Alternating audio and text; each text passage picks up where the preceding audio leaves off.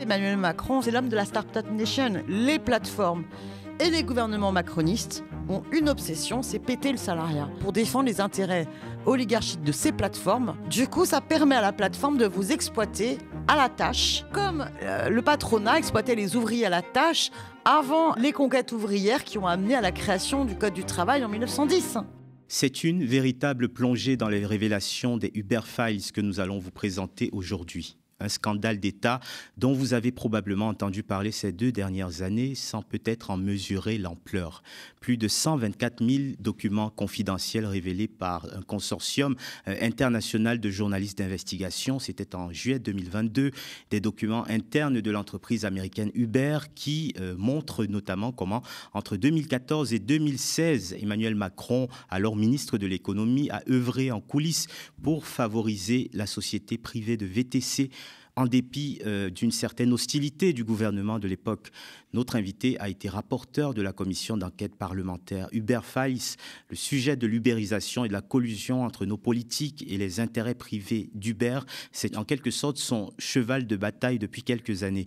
Elle vient de publier cet ouvrage intitulé « Face à Uber, enquête sur un scandale d'État » et édité par Fayard. La députée de Paris, Danielle Simonet, est l'invitée de cet entretien d'actu.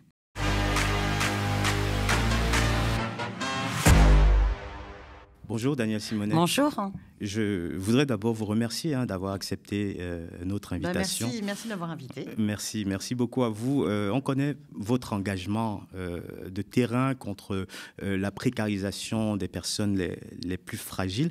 Mais j'ai l'impression que ce combat contre Uber vient de beaucoup plus loin. Je me souviens qu'il y a quelques années, vous avez monté une pièce de théâtre, une pièce qui s'appelait « Uber, les salauds et mes ovaires ».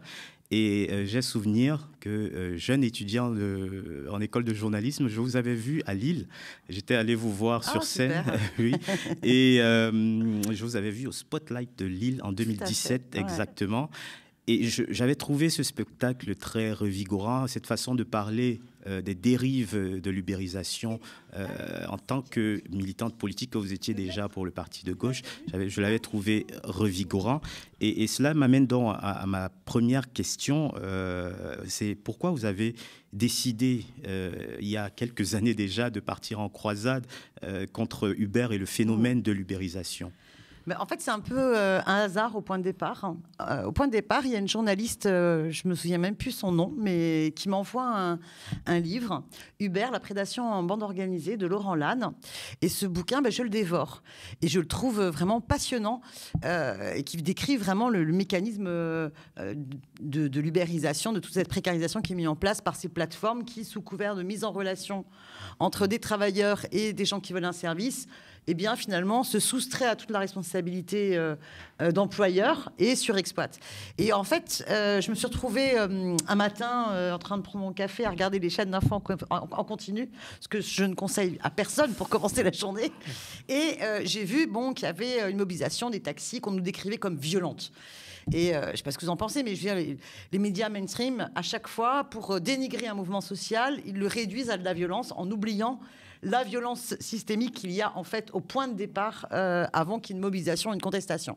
Et du coup, j'ai réussi à rencontrer l'auteur du livre qui m'a présenté à la fois un syndicaliste, Karim Asnoun de la CGT Taxi, et une coopérative de taxi, la GESCOP, Alpha Taxi. Et donc, je suis rentrée comme ça un peu par hasard dans cette problématique.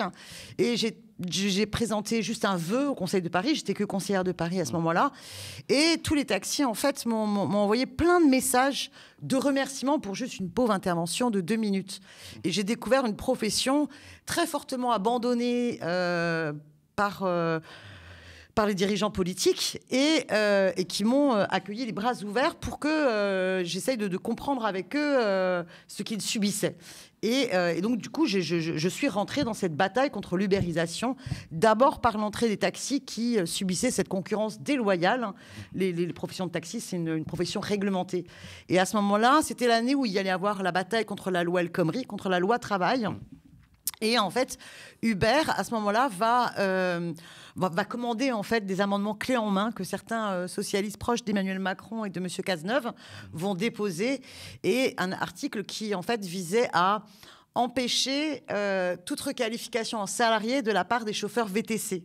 Donc, c'était une façon pour Uber de rentrer dans la loi El Khomri pour pouvoir se protéger et de pouvoir continuer à surexploiter plus encore les chauffeurs VTC. Avec également le lancement de Uber Pop à l'époque. Sachant qu'on est dans une grosse tension à ce moment-là entre les taxis et les VTC, mais surtout entre les taxis et Uber, parce que Uber met en place Uber Pop, une plateforme qui met en relation des travailleurs comme vous et moi, enfin pas comme moi parce que moi j'ai pas le permis de conduire, mais des travailleurs mal payés qui veulent faire un petit job en plus et s'ils ont le permis, ils pouvaient en sortant du boulot ramener des gens. Bon, ça peut paraître sympathique, mais enfin il y en a à côté, c'est leur métier. Ils ont fait des formations, ils se sont endettés pour avoir la licence de taxi. Qui coûtait extrêmement cher à l'époque. Voilà, et donc c'est une concurrence déloyale qui est terrible pour les taxis où on permet à n'importe qui de faire leur boulot alors que eux ont à peine de quoi subvenir à leurs besoins. Donc il y avait cette mobilisation-là qui était extrêmement forte. Et donc je suis rentrée dans cette lutte-là. J'ai découvert tout le problème de l'ubérisation qui à ce moment-là commençait aussi à se développer dans la livraison à domicile. Et c'est vrai que du coup, je m'en suis passionnée et j'en ai fait aussi un seul en scène, une conférence gesticulée, Uber, les salauds et mes ovaires, que j'espère pouvoir avoir le temps prochainement de retravailler pour la réactualiser, parce que je trouve que ça le ferait une députée qui remonte sur scène pour faire ça marquerait les esprits encore plus. Pour moi, c'est vraiment une méthode d'éducation populaire qui est chouette. Voilà, de faire une conférence gesticulée et de pouvoir éveiller les consciences avec un propos qui tient de l'émotion, de l'humour, mais surtout qui tient de l'expérience, où chacun peut se projeter, quoi. La preuve, je m'en souviens encore, alors que ça fait 7 ans que je l'ai vu. Alors, on parlait des conséquences que l'arrivée d'Uber a entraînées. Dès l'arrivée d'Uber sur le marché français, d'ailleurs, en 2012, on a vu s'opérer une sorte de dérèglement. Vous écrivez dans le livre que le nombre de courses disponibles pour les taxis s'est réduit, d'autant que la plateforme Uber les subventionne dans une logique hyper agressive. Tout de suite, on rentre dans la logique du lobbying dès la toute première année d'existence de Uber en France.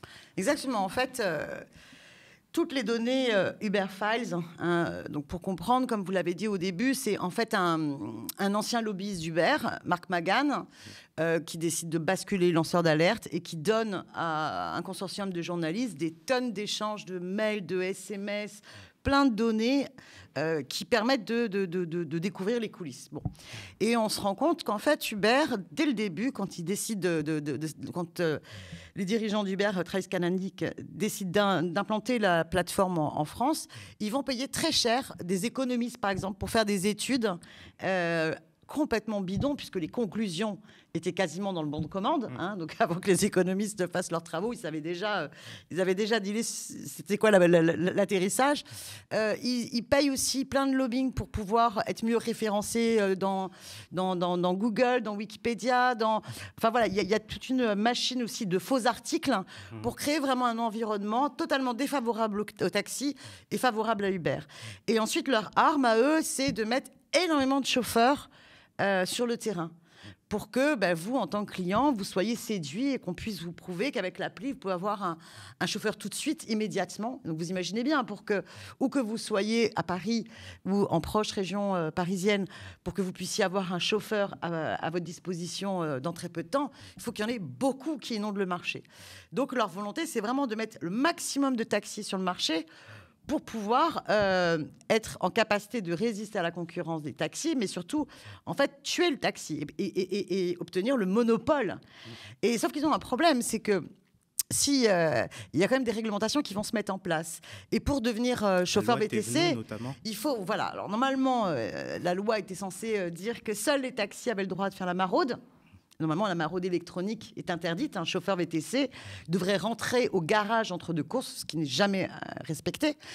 Mais surtout, normalement, les chauffeurs de taxi, les chauffeurs VTC devaient faire une formation de 250 heures. Et ça ne va pas plaire à Uber.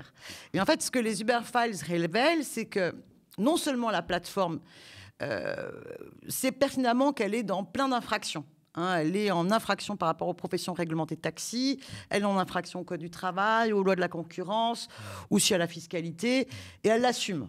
Hein, il y a une pièce comme ça que je trouve géniale dans les Uber Files. Ça s'appelle The Pyramid of Shit. Alors, je suis nulle en anglais, mais je pense que tout le monde a compris, la pyramide de merde. Et en fait, c'est un schéma, une pyramide qui est utilisé par les dirigeants d'Uber quand ils forment leur cadre pour leur montrer toutes les infractions à toutes les lois et réglementations et comment il va falloir assumer d'être dans toutes ces infractions. Donc, il théorise vraiment l'illégalité en principe de fonctionnement. C'est la disruption. Hein. On va être disruptif et on va pas respecter les règles. C'est pas grave, mais on va y aller. On va être ultra agressif et on va remporter le marché. Et il prépare en même temps, en permanence, un système de suppression de fichiers au cas où le kill switch, au cas où il y aurait des Exactement. descentes, des perquisitions. Si jamais il y a une descente de la DGCCRF, c'est à la répression des fraudes à la concurrence, s'il y a une descente de l'URSSAF pour les fraudes à la cotisation sociale, s'il y a une descente d'inspecteurs du travail ou de la DGFiP des impôts, par exemple, eh bien, ils ont un système, le kill switch, qui fait qu'il suffit que les responsables d'Uber localement appuient sur un bouton sur l'ordinateur et ça efface toutes les données. Et donc, du coup, ce qui est une pratique totalement illégale. Hein. Donc, ils sont vraiment dans la théorisation de l'infraction sans problème. C'est vraiment une entreprise multinationale hors la loi. Alors, la loi, justement, essaye à partir d'un certain moment de réguler tout ça. Il y a le texte de loi dit Thévenoud. Le ministre de l'Intérieur, Bernard Cazeneuve, on raconte dans ses Uber Files, se montre plutôt réticent à certains amendements qui sont portés pour favoriser Uber. Page 39, vous écrivez qu'aucune étude d'impact n'a été réalisée avant l'adoption de la loi qui libéralisait le secteur. Ça paraît quand même surréaliste. Alors, il n'y a absolument aucune étude d'impact. On est vraiment sur l'idéologie libérale pour ceux qui défendent le modèle Uber à fond. Par exemple, quand il faut savoir que en fait, il y a d'abord, avant cela, sous Nicolas Sarkozy, un rapport qui est commandé à Attali. Et dans le rapport à Attali, il va y avoir un jeune énarque qui va être le rédacteur de ce rapport, c'est justement Emmanuel Macron.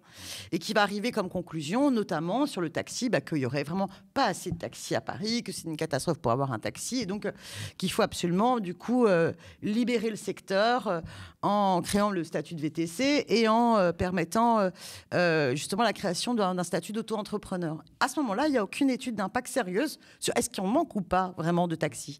Parce qu'en fait, il y a peut-être des temps d'attente dans les périodes de pointe entre 18h et 20h. Enfin, il faut que les taxis puissent manger quand même. Donc, si vous avez trop de taxis dans ces horaires-là, ça veut dire que pendant le reste de la journée où il y a peu de commandes, ils peuvent pas. Tout le monde comprend bien qu'ils peuvent pas à ce moment-là avoir suffisamment de revenus. Bon, ben non, il y aura pas d'étude d'impact. Donc, on va avoir une mise en concurrence qui se met en place. Ensuite, des lois qui sont là pour réguler, mais pour lesquels les décrets, les arrêtés, tout ça, ça va mettre des plombes avant de sortir. Et puis même quand ça sort, eh bien, en fait, ça n'est pas appliqué. Donc, on a vraiment un manquement de l'État. Mais pire encore, ce qu'on va réaliser, c'est que dans la pression d'Uber, Uber va mettre vraiment l'État français sous pression. On est là notamment en 2015, après les attentats de Charlie Hebdo, donc un contexte sécuritaire compréhensible, hein, qui fait que on n'a pas envie d'avoir des mobilisations sociales en plus parce qu'il y a cette pression de situation d'alerte attentat. Et en fait, Uber va continuer à imposer sa plateforme illégale alors qu'il devrait la fermer, Uber Pop. Et en parallèle, il va essayer d'échafauder toute une stratégie avec Emmanuel Macron. Et Emmanuel Macron, à l'insu de son propre gouvernement, qui était plutôt anti-Uber, hein, va, à l'insu de son propre gouvernement, échafauder une stratégie où ils vont essayer de faire passer des amendements pour créer un univers perméable au discours pro-Uber, et puis qui va aboutir au fait que Macron va prendre un décret qui va permettre que pour recruter et former un VTC, on va passer de 250 heures à 7 heures. Donc, en une journée, vous formez un VTC et donc, du coup, vous pouvez en mettre je ne sais pas combien sur le marché. Et à cette condition-là, Uber va accepter de fermer sa plateforme illégale Uber Pop. Alors, je vous propose justement de regarder un exemple de ces échanges entre Emmanuel Macron, ministre de l'économie, et des dirigeants de Uber. C'était compilé par nos collègues de Off Investigation dans une enquête intitulée Macron l'Américain. On regarde. Nous avons eu une réunion hier avec le Premier ministre. Cazeneuve va faire taire les taxis et je réunirai tout le monde la semaine prochaine pour préparer la réforme et corriger la loi. Caz a accepté le deal. Mais à Marseille, en octobre 2015, un grain de sable apparaît. Alors que la loi Thévenoud n'a pas été encore corrigée, le préfet de police des Bouches-du-Rhône, Laurent Nunez, prend un arrêté pour rappeler l'interdiction d'Uber Pop. Marc Magan, le lobbyiste en chef d'Uber en France, alerte alors Emmanuel Macron. Monsieur le ministre, nous sommes concernés par l'arrêté préfectoral à Marseille. Pourriez-vous demander à votre cabinet de nous aider à comprendre ce qui se passe? Je vais regarder ça personnellement. Restons calmes à ce stade. Je vous fais confiance. Alors, Daniel Simonet, on voit une implication et puis des échanges très personnels. Il le dit, il utilise ce terme, je m'en occupe personnellement. On voit quelque chose qui saute aux yeux, c'est un conflit d'intérêts évident quand même dans ces échanges. Mais oui, tout à fait. Et en fait, vous savez, Emmanuel Macron, c'est l'homme de la Startup Nation. Et il l'a théorisé. Et ça va être le représentant de l'oligarchie de la tech. Il est ministre de l'économie. D'ailleurs, après son passage au ministère de l'économie, il va hésiter entre aller aux États-Unis et monter sa propre entreprise ou finalement revenir candidat à la présidentielle. Bon. Et il est véritablement celui qui est dans les réseaux. Il a les réseaux avec Google, avec ceux qu'ont fait l'ENA, avec Xavier Niel aussi. Donc, il a là tout un réseau, un cercle en fait, avec lequel il va évoluer. Et donc, ce cercle-là a besoin de piétiner l'état de droit et de faire modifier l'état de droit en fonction des intérêts de ce capitalisme de la tech. Et Emmanuel Macron va être leur serviteur, finalement, leur passeur. Et donc là, on voit bien sur ce qui est assez fort dans les Uber Files, c'est qu'on voit à quel point Emmanuel Macron, en tant que ministre de l'économie, a aidé cette multinationale américaine totalement hors la loi à se développer en France au mépris des lois de déréglementation. Alors, il n'est pas complètement tout seul, parce que pendant la commission d'enquête, j'avais aussi auditionné Bernard Cazeneuve, qui était à ce moment-là ministre de l'Intérieur, et qui disait « Non, moi, j'ai rien à voir avec tout ça ». Et il y avait un aspect du dossier qui, moi, m'avait attiré mon attention, c'est que il y avait eu un arrêté qui avait été pris par le préfet des Bouches-du-Rhône, qui est Monsieur Nunez, l'actuel préfet de police de Paris. Et cet arrêté avait rendu Uber foudrage. Et c'est là où les dirigeants d'Uber écrivent un SMS à Emmanuel Macron, auquel Emmanuel Macron répond en personne « Vous inquiétez pas, je vais m'en occuper personnellement. » Bien. Et en fait, Bernard Cazeneuve, quand on l'auditionne, il dit non, moi je n'ai absolument pas été sollicité par Emmanuel Macron. Et si j'avais été sollicité par Emmanuel Macron, grosso modo, je l'aurais renvoyé dans ses corps parce qu'en aucun cas, je n'ai à rentrer là-dedans, je dois défendre l'intérêt général. Bon, on était rassurés, tout va bien. Sauf qu'après, moi j'ai pu avoir accès aux données de Marc Magan et que j'ai pu éplucher tout ça, je suis tombée sur des échanges de SMS entre des membres des dirigeants d'Uber et les membres du cabinet de M. Cazeneuve. Et en fait, ils échangent et ils se mettent d'accord pour retirer l'arrêté préfectoral et remettre un autre arrêté préfectoral. Et ça, M. Cazeneuve ne pouvait pas l'ignorer. En fait, ce qui se passe à ce moment-là, c'est que vous avez une très grosse mobilisation des taxis à Marseille. Ils en ont ras-le-bol d'avoir toute cette concurrence déloyale. Le premier arrêté signalait à Uber, grosso modo, réaffirmer la loi, qu'ils n'ont pas le droit, les chauffeurs VTC, de venir faire la concurrence déloyale devant les gares et les aéroports et les centres commerciaux. Et grosso modo, l'arrêté ne servait pas à grand-chose, mais il permettait de dire, attention, là, on va vraiment contrôler. Donc maintenant, ça suffit, quoi. Sauf que le deuxième arrêté dit, vous n'avez pas le droit de faire ça sur toutes les Bouches-du-Rhône. Donc là, les taxis comprennent bien qu'on leur a fait à l'envers et qu'il n'y aura pas de contrôle des VTC, de leur illégalité au niveau des gares, des aéroports et des centres commerciaux. Et que finalement, oui, Cazeneuve a bien répondu favorablement à l'injonction des dirigeants d'Uber pour qu'il n'y ait pas d'application de la loi à cet endroit-là. Donc c'est grave quand même. Après, moi, ce qui m'a intéressé vraiment dans l'enquête parlementaire, c'est pas simplement de m'arrêter sur les Uber Files et sur ce rapport totalement oligarchique, qui est quand même grave. Par la suite, on sait que les dirigeants d'Uber et tout ce réseau-là de la tech va contribuer au financement de la campagne d'Emmanuel Macron. Certes, officiellement, légalement, dans les montants, mais on voit bien le retour d'ascenseur. Mais Moi, ce qui m'a intéressé dans l'enquête parlementaire, c'est de savoir, mais et maintenant que Emmanuel Macron est président de la République, qu'est-ce qui se passe dans les différents ministères? Est-ce qu'ils respectent ou pas l'état de droit face à ces... c'est encore plus affolant. C'est pour ça que je pense que le scandale d'État, il continue et que le pire est celui qu'on est en train de vivre en fait en ce moment. En fait, il y a une espèce d'imbrication et de mélange des genres. Il y a toujours cette imbrication et ce mélange des genres, mais c'est surtout que, en fait, quand vous êtes rapporteur d'une commission d'enquête, vous avez le droit d'user du pouvoir de contrôle sur pièce et sur place. Donc, je pouvais venir avec ma carte de député et au ministère du Travail dire voilà, Daniel Simonet, je suis député rapporteur de la commission d'enquête, je veux voir le directeur du cabinet du ministre du Travail. Bon, et hop, le directeur était obligé de venir en courant depuis le Sénat où il accompagnait M. Dussopt à l'époque pour me recevoir. Bon, ça, je pouvais faire une petite croix dans ma vie de député, ça j'ai fait. Et donc là, ils vous reçoivent et vous avez le pouvoir d'exiger d'eux qu'ils vous transmettent un certain nombre de notes internes. Moi, ce que j'avais fait, c'est que j'avais regardé toutes les déclarations d'Hubert au niveau de la HATVP, toutes les déclarations où Hubert reconnaissait être en lien avec le ministère du Travail, avoir transmis des documents. Et donc moi, je demandais au ministère du Travail, par rapport à toutes ces commandes, à tous ces documents, à toutes ces communications, ces rendez-vous ou ces échanges de mails, quelles sont les notes faites dans le ministère pour le ministre ou les réponses faites à Hubert. Bon. Ils ont traîné avant de me donner des documents et je pense qu'ils m'en ont pas donné un tiers. Hein. Mais il y a une note qui a attiré mon attention. Une note qui date de 2019. Dans cette note, je pense d'ailleurs que le collaborateur du ministre qui a fait cette note a dû être viré parce qu'elle est trop bien sa note. Il dit, c'est écrit comme quoi, il montre tous les secteurs où l'ubérisation s'est développée. Donc c'est pas simplement la livraison et les chauffeurs VTC, ce qu'on connaît le plus. C'est l'aide à la personne, mais c'est aussi les aides-soignants, c'est les services funéraires, c'est le BTP, c'est la restauration, c'est l'aviation, c'est en fait un secteur profond de la société qui a été enclenché avec cette ubérisation. Donc cette note-là montre qu'il y a finalement plein de secteurs qui sont touchés, la culture, vraiment un nombre énorme. Et la note explique que dans tous ces secteurs-là, à chaque fois, les plateformes de l'ubérisation sont dans le cumul des infractions.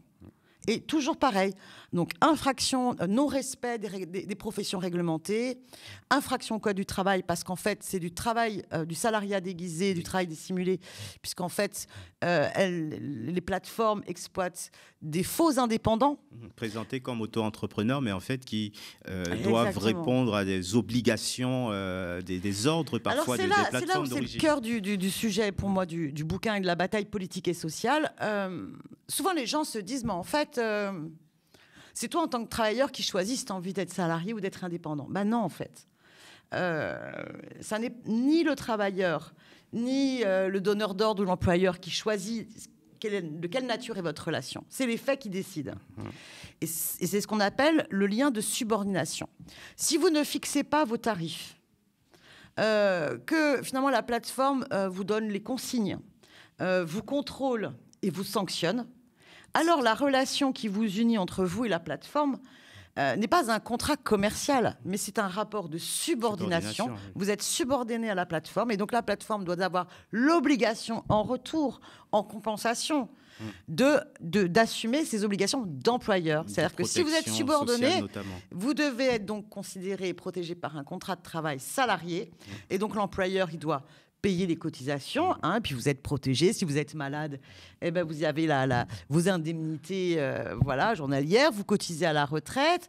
Et puis si l'employeur veut se passer de vous, il ne peut pas vous déconnecter du jour au lendemain.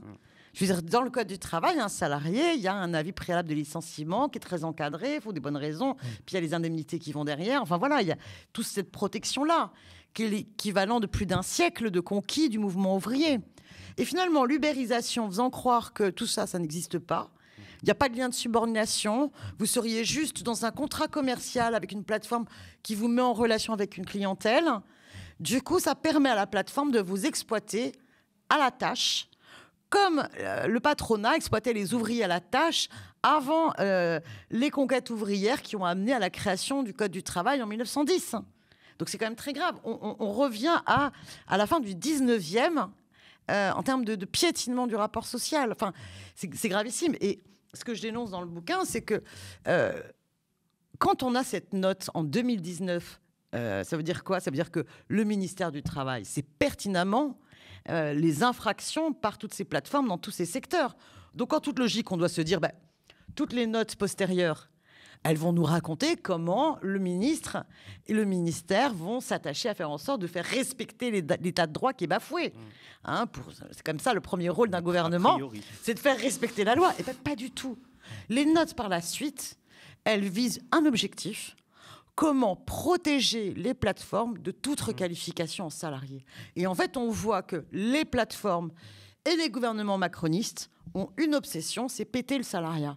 Péter le salariat pour défendre les intérêts oligarchiques de ces plateformes, pour péter le code du travail, péter la protection sociale, et nous amener à une régression très grave. Avec en plus un discours un peu de manipulation pour l'opinion en disant vous avez, grâce à ce genre de plateforme, l'opportunité d'avoir un complément de salaire sur votre activité principale. Alors qu'en fait, c'est juste la continuité. Augmenter le salaire de l'activité principale. Puis même, on va raconter plein de conneries. Je ne sais pas si vous vous souvenez, mais Emmanuel Macron, lorsqu'il était ministre de l'économie, avait dit, mais enfin, mieux vaut être chauffeur VTC que d'être dealer de drogue à Stein. Bon, alors déjà, c'est un mépris raciste, mépris de classe pour ceux qui habitent Stein. Voilà, et ben non, à Stein, il n'y a pas que des dealers de drogue. Peut-être qu'il y en a moins à Stein que dans le 16e arrondissement, j'en sais rien. Hein. Bon. Et moins de consommateurs aussi. Ouais, voilà, le marché peut-être plus. Enfin bref, bon, rentrons pas là-dedans. Je m'égare. Mais c'est un mépris monstrueux qui veut faire croire que voilà, tout le 93, ce sont des jeunes délinquants et drogués et que grâce à Emmanuel Macron et à Hubert, ils vont pouvoir travailler. Bon. Or, les études des économistes là-dessus sont très intéressantes et montrent qu'en fait, la plupart des chauffeurs VTC avaient un taf auparavant. Mais ils avaient souvent un taf où ils subissaient soit de la discrimination, une manière d'ailleurs souvent cumulée, de la discrimination, de la pénibilité, un sentiment d'exploitation. Et donc se sont dit, tiens, ils ont voulu croire à la fable, la promesse. Vous allez devenir votre propre patron, on va arrêter de vous emmerder, et puis vous allez peut-être mieux gagner votre vie. Et au début, la première année, les chauffeurs VTC me le racontent, la première année, ils gagnaient plutôt bien leur vie, quoi. Parce que Uber a su les attirer. Oui. C'est qu'après que Uber a cassé les prix et a augmenté sa marge, et que là, les chauffeurs VTC se sont retrouvés avec plus grand-chose. Sur les livreurs à vélo, c'est pire encore. Au début, les livreurs à vélo, c'est surtout des sportifs, des étudiants qui trouvent ça sympa. Je veux dire, ils gagnent de l'argent en faisant ce qui les passionne, du vélo. Donc c'est cool, tu es payé pour faire du vélo. Sauf que très rapidement, les conditions de rémunération vont être réduites. Le nombre de courses à faire et le peu de temps sur lequel doit durer la course, tout ça, c'est une pression de pire en pire. Et aujourd'hui, on a une écrasante majeure partie des travailleurs livreurs à vélo qui sont des travailleurs sans papier. Parce qu'il faut vraiment être dans une situation de désespoir total pour accepter un boulot qui rémunère aussi peu. Et donc, du coup, on voit bien le mécanisme de surexploitation de l'ubérisation. De personnes déjà fragilisées. Il y a un très beau film que je vous conseille de voir, La vie de Souleymane, qui en ce moment au cinéma et qui parle très bien de cela et qui montre à quel point les plateformes Uber surexploitent. Et par ailleurs, à quel point aussi nos politiques anti-régularisation sans papier sont scandaleusement inhumaines. Mais ce qu'il faut réaliser, c'est que l'ubérisation maintenant touche plein de secteurs, et pas uniquement les livreurs et les VTC, et pas uniquement les métiers peu qualifiés. Alors, en 2022, lors de l'interview du 14 juillet, Emmanuel Macron se défend en assumant tout. Il dit même qu'il le referait si l'occasion se représentait, et il explique qu'il a aidé à ouvrir le secteur aux jeunes de banlieue. On va écouter un extrait. Les gens qui étaient pour fermer le marché, qui disaient qu'il ne faut rien bouger, ils étaient pour que des jeunes à qui on refusait tous les emplois n'en aient pas. Il y a des milliers de jeunes venant de quartiers difficiles à qui on ne donnait même pas de réponse à leur CV, qui ont été embauchés par les VTC. Grâce à ça, ils ont trouvé leur première activité professionnelle, leur première paye. Ils peuvent nourrir leur famille. Je vais vous dire que je regrette ? Jamais. Et oui, je le referai demain. Et on a ouvert ainsi des milliers d'emplois et de solutions. Ensuite, qu'est-ce qu'on a fait ? On a régulé. La France, et j'en suis aussi fier, quand je suis devenu président, elle a porté des textes de loi pour réguler ces plateformes et pour donner un statut social aux chauffeurs. Alors, Daniel Simonet, que pensez-vous après coup ? Après toute cette enquête que vous avez menée, cette enquête parlementaire, Que pensez-vous après coup de ces explications d'Emmanuel Macron ? Mais il se moque du monde parce qu'en fait, ce qu'il ne raconte pas, c'est qu'il va continuer vraiment à soutenir le modèle Uber et il continue à soutenir le modèle Uber pour casser le code du travail et pour casser le système de protection sociale. Alors en même temps, il est honnête, hein, puisque finalement, quand il était candidat à la présidentielle, dans son ouvrage Révolution, il assumait que la révolution à laquelle il pense, lui, c'est celle qui vise à casser justement ce code du travail hérité des révolutions, des grèves ouvrières de la fin du 19e, et casser le système de protection sociale hérité du Conseil national de la résistance du lendemain de la Seconde Guerre mondiale. Et il va continuer cette bataille-là, et d'ailleurs, comme la problématique de l'ubérisation, elle est présente dans le monde entier, mais aussi dans tous les États membres de l'Union européenne, il va y avoir un bras de fer de dingue à l'échelle des institutions européennes. Parce qu'en fait, les travailleurs des plateformes dans plein de pays européens, comme en France, mais comme aussi ailleurs, en dehors de l'Europe, bien souvent se mettent à poursuivre Uber et les autres plateformes en justice, devant les prud'hommes, ou tribunal administratif, ou un tribunal judiciaire, pour batailler, notamment pour leur requalification de leur relation en relation de travail salarié. Bon. Et dans plein d'États, les travailleurs ubérisés gagnent.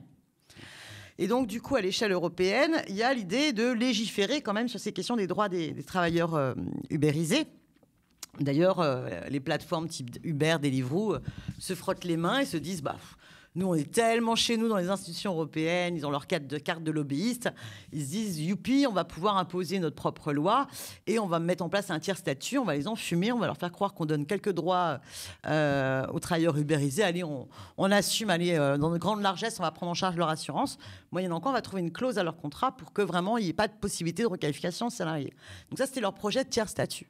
Sauf que là, ils sont, comment dire, ils sont attaqués à un os, c'est qu'au niveau européen, vous avez une députée européenne, Leila Chaibi, qui signe la préface du livre. Qui signe la préface du livre. Leila Chaibi, elle est géniale. Elle va créer en fait les conditions pour que un lobby populaire des travailleurs des plateformes puisse être invité à chaque fois à l'Assemblée et pour pouvoir faire le contrepoids du lobby des plateformes.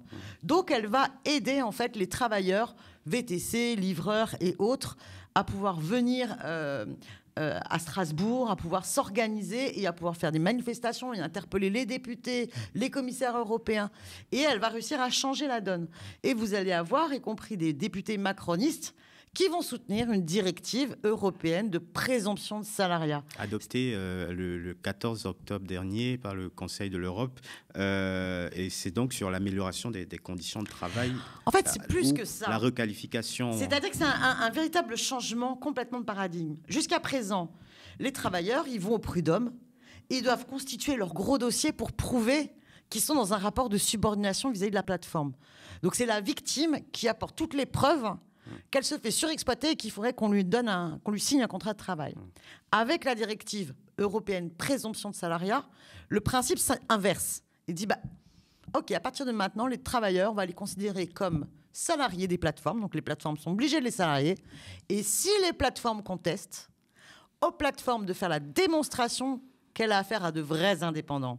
C'est-à-dire qu'il faut qu'elle donne la preuve que c'est le travailleur qui fixe ses tarifs. Bonjour. Elle ne donne pas de directive. Pas de directive, qu'il n'y a pas un algorithme à son insu, qui ne peut pas être déconnecté du jour au lendemain. Donc voilà. Donc c'est vraiment important. Mais sauf que, quel est le pays qui a essayé de détricoter cette directive et qui, à chaque étape, s'est battu, mais vraiment comme un chien, contre cette directive ? La France. Avec Emmanuel Macron. Et y compris contre les députés macronistes européens qui se félicitaient de cette directive. Alors, elle n'a pas été totalement vidée de son sens. Macron n'a pas gagné. On a plutôt gagné l'étape. Et là, cette directive, elle doit être retranscrite dans le droit français. Oui, parce qu'il faut transposer la directive européenne dans le droit français, effectivement.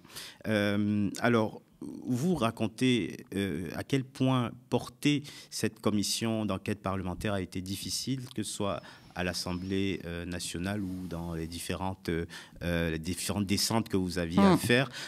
Vous aviez un président macroniste, Benjamin Haddad. Comment se passaient les travaux avec quelqu'un qui, en plus on le sait, qui vient du privé, qui connaît bien le privé. Comment se passait? Est-ce qu'il n'y avait pas déjà conflit d'intérêts même dans la commission? Alors, c'était très marrant parce qu'on est vraiment... on est à fond renversé, on est exactement à l'opposé. C'est-à-dire que moi, je suis d'abord rentrée dans ce sujet-là par le soutien à la lutte des travailleurs. Et j'en ai fait un spectacle d'Éduc-Pop, Hubert les salauds et mes ovaires. Et lui, par contre, il est rentré d'abord en tant que dans le sujet. Il était un ancien lobbyiste pour les entreprises américaines. Il a travaillé à Washington dans un think tank qui avait ça comme objet. Il a travaillé aussi dans les institutions européennes. Voilà, plutôt de l'autre côté, on va dire. Hein. C'est paradoxal de l'avoir lu. Et lui défend Emmanuel Macron, forcément. Et donc était là pour protéger les intérêts d'Emmanuel Macron. Et moi, j'étais là pour défendre les travailleurs. Donc on était vraiment à fond renversé. Donc il y a eu des moments de très forte tension parce que, par exemple, je n'ai pas pu auditionner les membres du cabinet d'Emmanuel Macron de l'époque, puisque c'est le président de la commission d'enquête qui fait les convocations. Donc lui s'est débrouillé pour que je ne puisse pas auditionner les membres du cabinet de l'époque, je ne puisse pas auditionner non plus les députés qui ont porté des amendements clés en main rédigés par Hubert, mais en échange, lui n'a pas pu s'opposer à mon rapport. Quand vous êtes rapporteur, eh bien, c'est vous qui avez la plume et c'est vous qui faites le rapport. Alors après, il aurait aimé que ce rapport ne soit pas publié, mais il n'a pas pu aller jusqu'au bout. Voilà. Alors, ça a été une sacrée bataille. Voilà. Quelle suite maintenant? Est-ce que Emmanuel Macron devra rendre des comptes une fois qu'il ne sera plus président de la République? Comment s'assurer qu'il y a une certaine justice? Parce que vous l'avez dit, hein, de nombreux taxis ont perdu leur emploi à cause de ce lobbying agressif d'Uber. De nombreuses personnes qui s'étaient lancées dans cette activité, cette aventure supposément auto-entrepreneuriale, ont été lésées, ont subi de nombreuses difficultés. Quelle justice après, j'ai envie de dire? Alors c'est très difficile parce que, en tous les cas, sur les données des Uber Files, Macron n'a rien à craindre de se retrouver devant les tribunaux pour les révélations qu'on a pu avoir au niveau des Uber Files, parce que aussi choquant que cela puisse paraître, eh bien, les institutions de la Ve République, finalement, permettent à un exécutif d'avoir bien peu de comptes à rendre. Aujourd'hui, ça pourrait être un petit peu différent parce que depuis, il y a eu la loi Sapin 2 qui n'autorise pas l'opacité des rendez-vous entre des ministres et des lobbies. Bon. Mais en même temps, moi, j'ai bien vu. Je veux dire, vous pouvez dire que vous avez des rendez-vous et que néanmoins, il y a une totale opacité sur qu'est-ce qui se raconte et qu'est-ce qui se décide dans ces rendez-vous. Donc, tout ça est bien fragile. Maintenant, je pense que, par contre, il y a une suite qui est la bataille politique sur la transcription de cette directive présomption de salariat. Et je pense que c'est là où il faut les mettre en échec. C'est-à-dire, pour moi, l'enjeu, c'est vraiment que les organisations syndicales se rendent compte que ce qui est en jeu, c'est pas simplement le devenir des travailleurs ubérisés actuels, mais c'est le devenir de tout le salariat. Parce qu'aujourd'hui, par exemple, je vais vous donner des exemples pour que tout le monde puisse comprendre. Dernièrement, vous avez eu un grand supermarché Monoprix, tout le monde connaît, qui a été poursuivi parce qu'ils avaient mis un caissier en statut d'auto-entrepreneur qui faisait passer par une plateforme. Ben franchement, ça veut dire que de n'importe quel de nos métiers, on peut les basculer comme ça. Vous avez une plateforme qui s'appelle Mediflash et qui permet de mettre en relation des aides-soignantes au statut auto-entrepreneur et des EHPAD.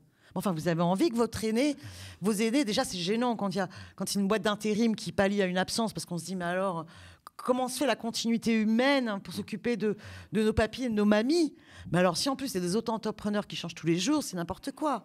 On a vu aussi des auto-entrepreneurs dans l'aide sociale à l'enfance départementale, où c'était des travailleurs sociaux en statut auto-entrepreneur pour protéger la jeunesse en souffrance. C'est la fin de la déshumanisation. C'est gravissime. Vous savez, par exemple, le ministère de la Culture est responsable aussi dans le recours aux auto-entrepreneurs. Vous avez, par exemple, dans des musées, le musée d'histoire de l'immigration, qui est pas loin d'ici, dans le 12e, eh bien, avant, c'était des guides conférenciers qui étaient titulaires, fonctionnaires d'État. Ensuite, ça a été des vacataires. Ben, maintenant, ils ont recours à des auto-entrepreneurs.